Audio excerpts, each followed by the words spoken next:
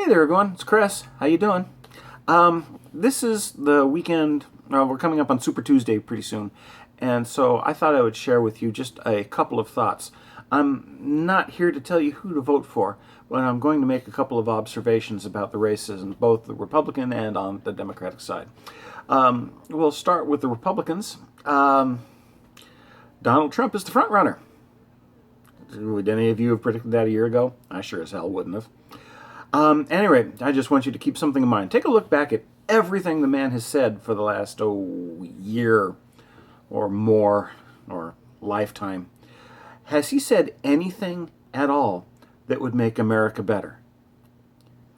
Everything the man has said is about promoting himself. He hasn't done anything about the country at all. He just says it's going to be better because he's in charge.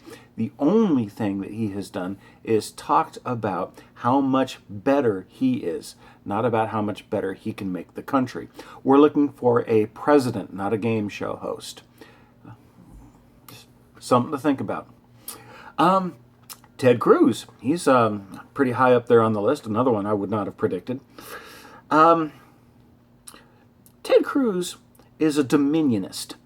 Nobody seems to want to talk about that or wants to ask about that. But for those of you who don't know about this particular sect of Christianity, they are people who believe that if they can control 7 specific types of leadership positions throughout the world, then that triggers the return of Christ.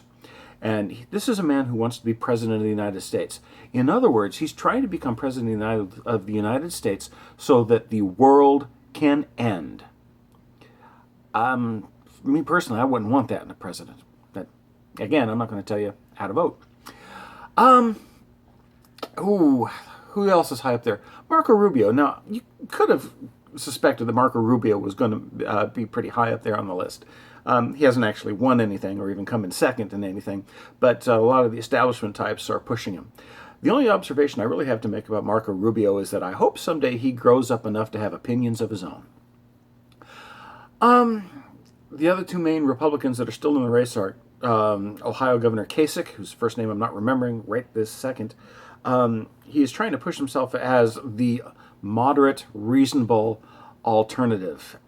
He is not. He's exactly the same as all of these other guys. He just doesn't talk like they do. And then there's Ben Carson.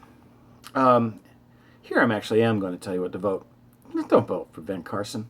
He might have been a brilliant surgeon. I'm willing to bet anything that he is a brilliant surgeon. But beyond that, no, I don't know what the hell he's doing or what the hell he's thinking. It ain't presidential. All right, let's move over to the Democrat side. I'm a fairly well-known liberal. I am, at this moment, a Bernie supporter. My wife is a Hillary supporter. It makes for very interesting dinners sometimes. But again, I'm not going to tell you how to vote, other than to point out to you that all you people who are calling it the Democrat Party, you sound like assholes. It's the Democratic Party. If you keep calling it the Democrat Party, we're going to start calling the Republicans the Republicans. I mean, it fits.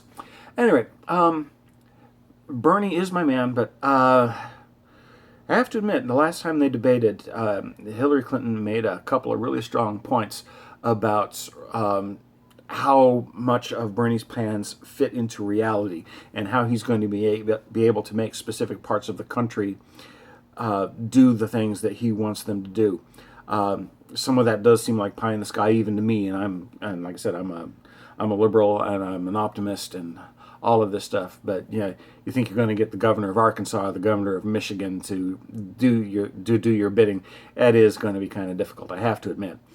And Hillary, I'd like to support her. I think she'd be a fairly decent president. She was a great Secretary of State.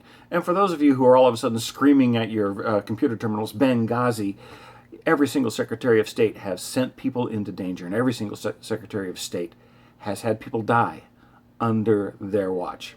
Hillary's no different. Benghazi's nothing. It's terrible, but on the political landscape, it's nothing. But she's not a good candidate. She's not running terribly well. She sounds like Al Gore, but with corporate sponsorship. she could use some work as a candidate because you can see it the exact same place she was 8 years ago when all of a sudden Barack Obama comes along and beats the crap out of her. So I wish she were a better candidate. Anyway, that's my thoughts. Don't know really what else to say. It's just that if you don't vote, you can't yell about all the fuck-ups that are about to happen. For me personally, I think we need a Democrat in the White House. I think we need Democrats to take over the Senate because the Republican Senate isn't doing a damn thing. And the House of Representatives ain't representing anybody but themselves at the moment. So we need to vote the suckers out. Beyond that, I don't really have anything to tell you about Super Tuesday. The state I live in is not voting until June. The presidential primaries are probably going to be all wrapped up by then. So that's really why I'm here. Just to point out a couple things to you you may not have noticed. So, to summarize, Trump is all about himself. Cruz wants to end the world. Rubio doesn't have any opinions of his own. Bernie is pie in the sky on a number of things. And Hillary is kind of a robot with corporate sponsors. There you go. Have fun voting, but vote.